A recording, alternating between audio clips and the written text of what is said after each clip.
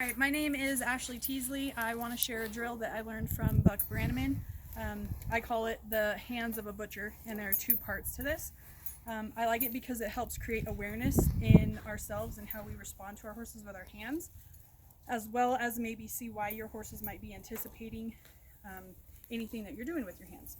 So the first part is I'm going to show how many times something takes to have a learned response. So I'm going to have Jen hold the end of my rope for my reins, and I'm going to jerk on this 3 times.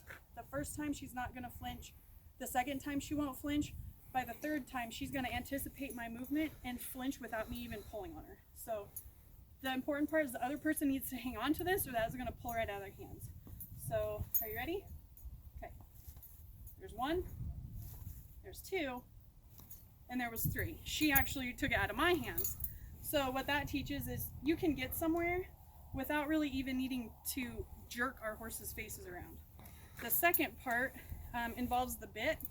So both parties can practice with this. So what we'll do is we'll just have Jen hold this in her hands like she is the horse. And I'll have you go ahead and turn her around. And so we're going to hook up to her. And this kind of shows you the actions of your bits as well. But through this, you can work on hand placement. So if I was to come up, you can see that her shoulder is already lifting with that mouthpiece.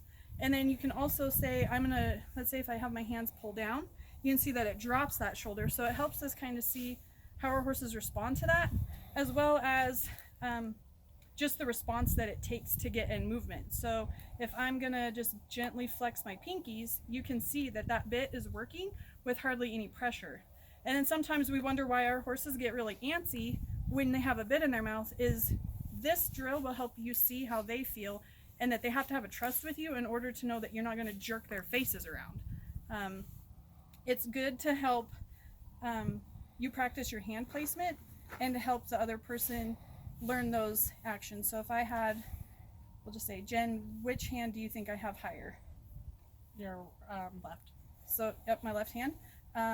Do I have my hands at my hip, below my hip, or are they around my belly button? I'm not sure. It's probably around my belly button. But you can see through those movements also a little bit of leverage in this specific bit. Good to practice with all kinds of them.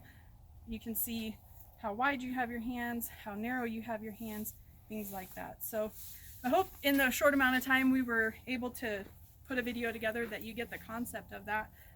Feel free to ask me any questions you have, and I hope that it helps you. Thank you.